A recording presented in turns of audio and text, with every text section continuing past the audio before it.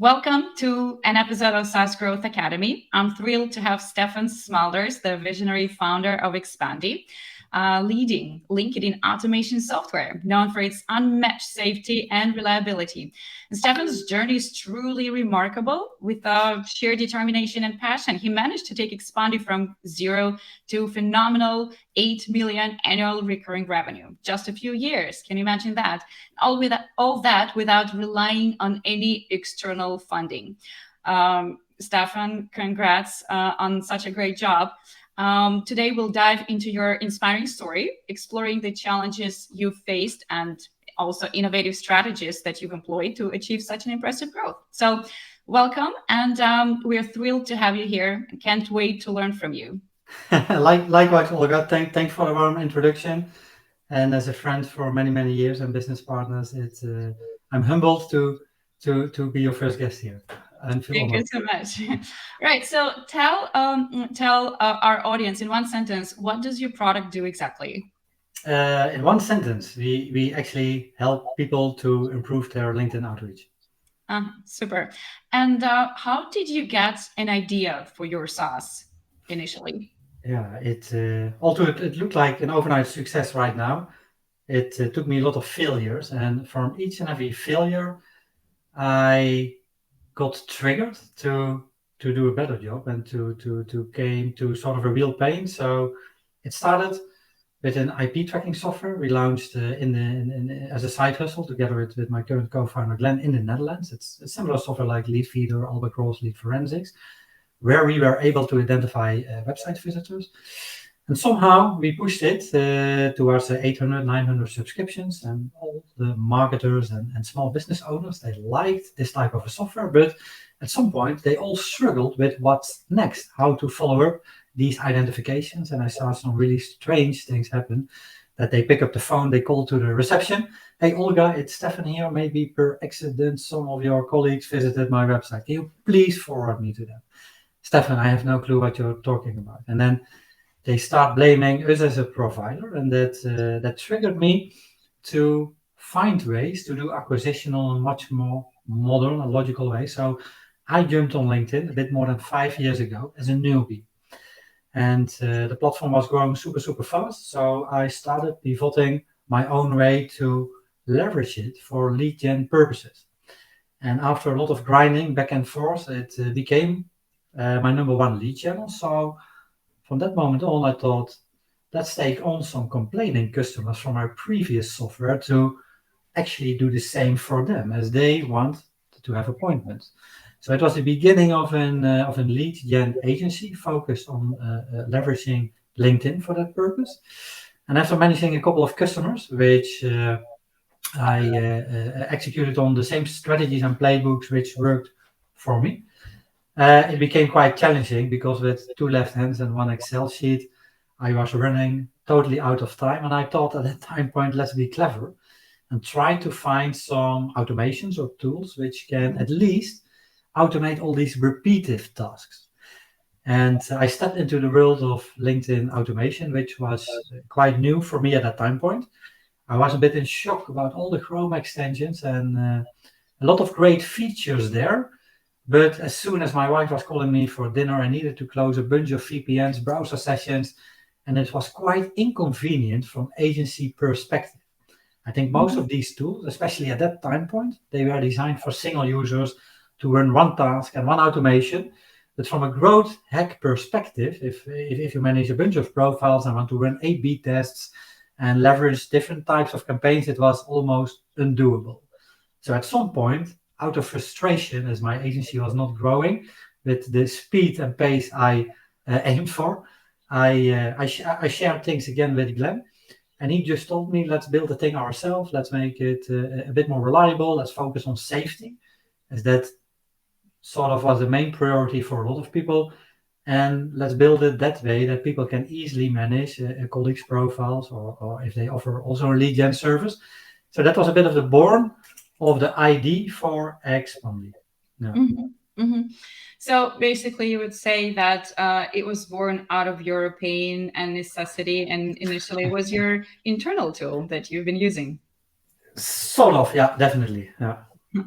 Yeah, that's according to my experience and me speaking with other founders, I would say that's the best case scenario.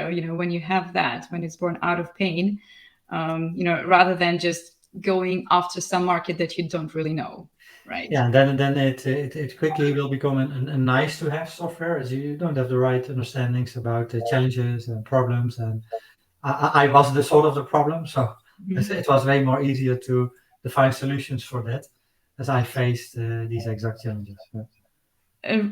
Right. And would you say that you yourself validated this idea, right, as an agency before actually pushing it out to big audience?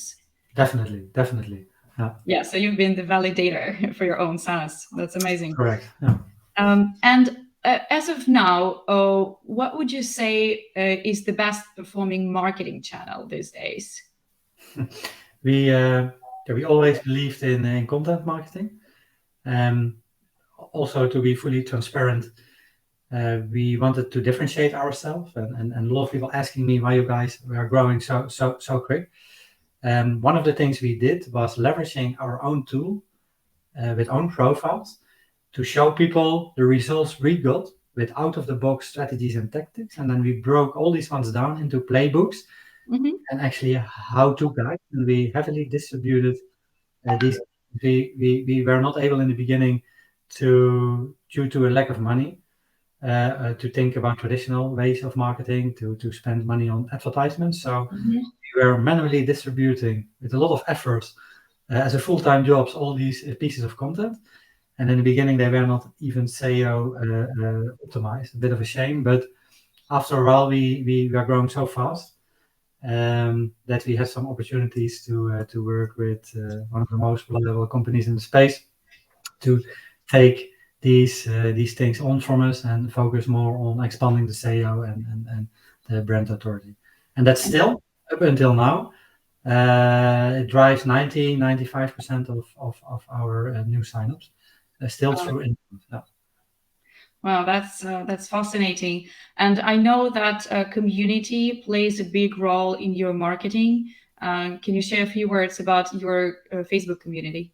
Yeah, we saw when we entered the space that it was sort of a gray area.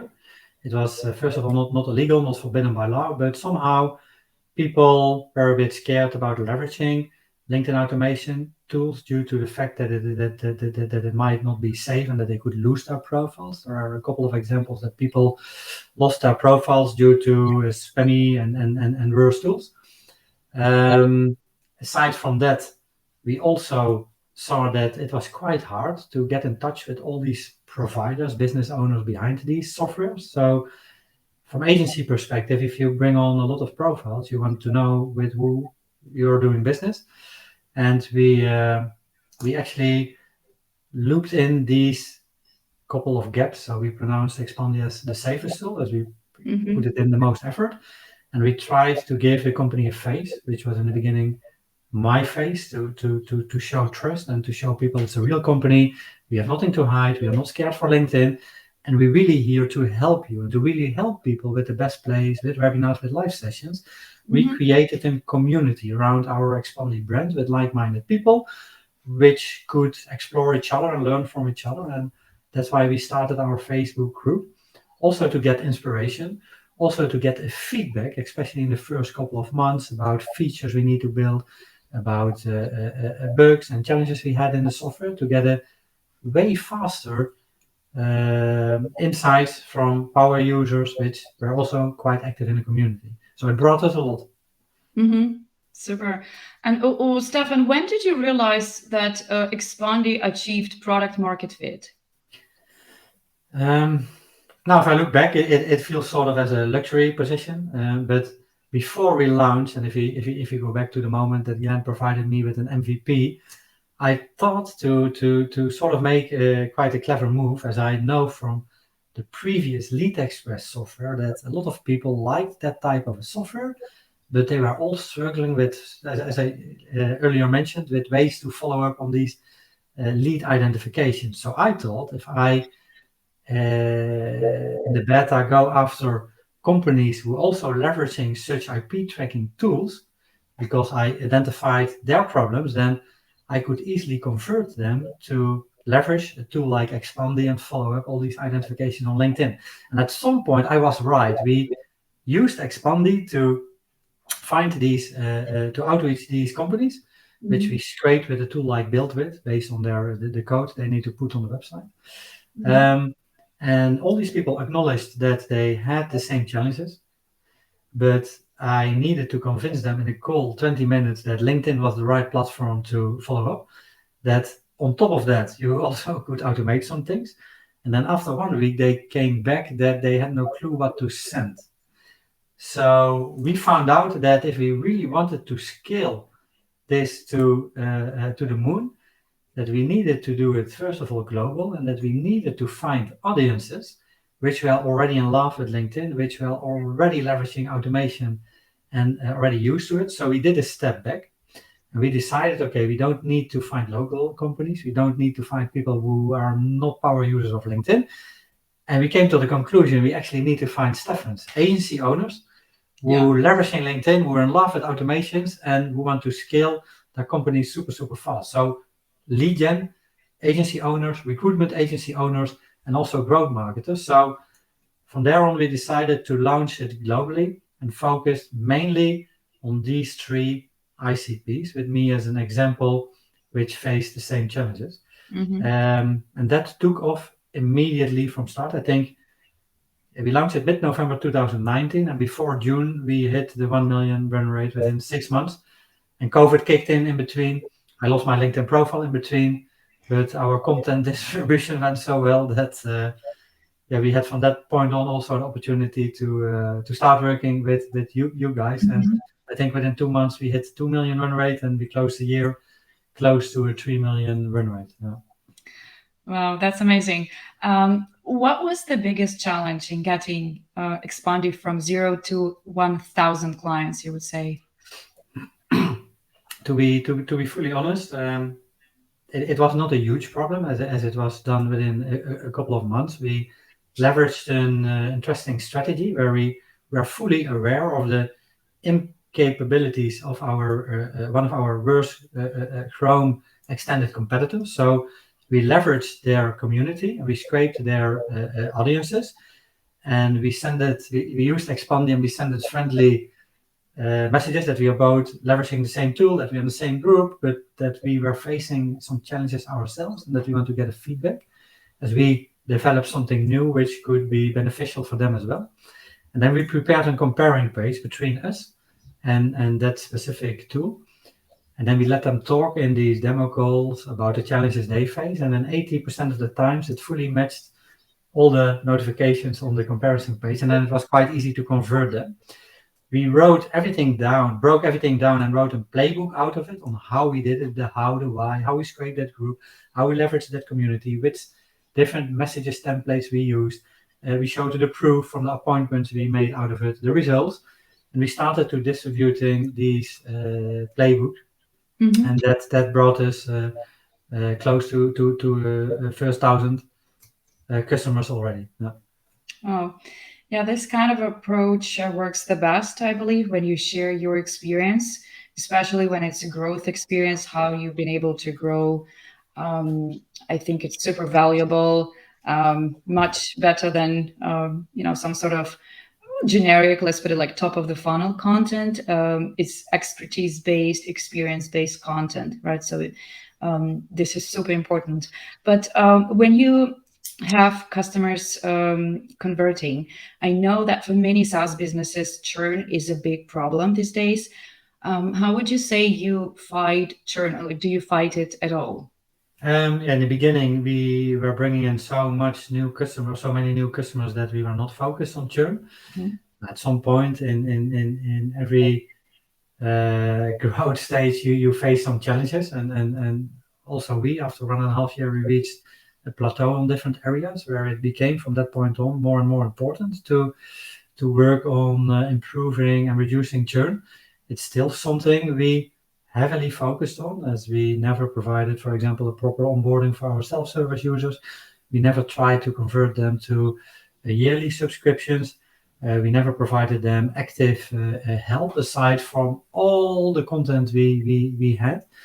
And we are now still in a building mode to improve there and to help people get a better result. But we found out that's one of the most two common challenges people have. They have no clue how the software works because it's too complex due to a lot of adding and new features, or they do not get the results they aim for. So providing webinars, live sessions, um, we are in a mode for hiring experts who can help people to get a better results. We are wrapping up a success team who is more on top of that, and all these actions should be able to help us to reduce churn in the upcoming year.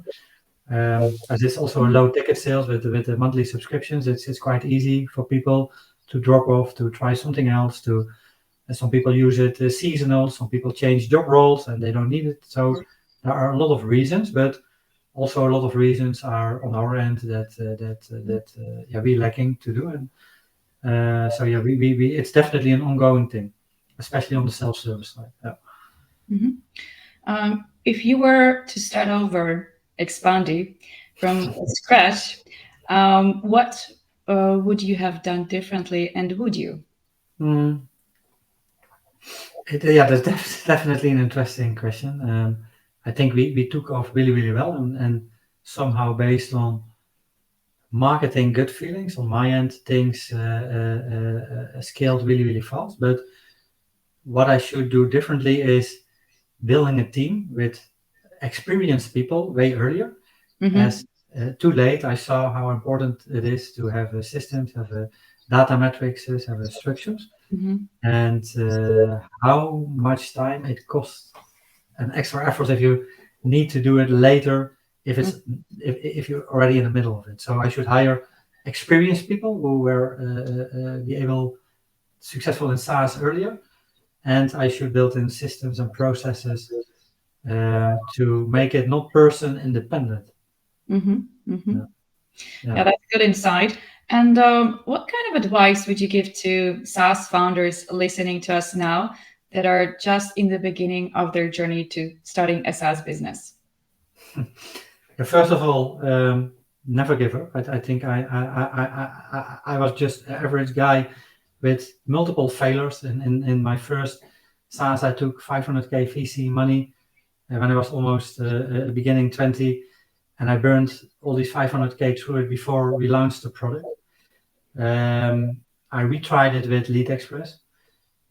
We did not focus on the right points. It was also a nice to have software, so we had something to eat, but it did not scale through the roof. I started an agency and found a bigger problem. So actually, from each and every step I took, I had a lot of learnings, and instead of giving up, I always tried to do something new to solve that problem. So how impossible things always look like, I think the only way, first of all, is to never give up. And aside from that, I also faced mentally a lot of challenges, even with Expandi when we were making 300K profits a month, that I had no clue how to move forward with this company due to a lack of experiences. And the best thing that still helps me is to always do a step back, to make a list of people who are ahead of you, and to simply approach these people to have a chat with you, to just learn from their experiences or ask them on an advice what they should do. And that helped me always to see the bigger picture, to come back on track, to get inspiration to make sort of the right decisions. So I should definitely say these two things. Find people who are ahead of you, which you can ask help. And yeah, first of all, you never give up and keep believing in it. Well said. Stefan, thank you for sharing your insights with us. Guys, we hope you found this episode as inspiring as we did. And remember to stay tuned for more empowering conversations with SaaS Growth Academy guests. Until next time, and keep dreaming big.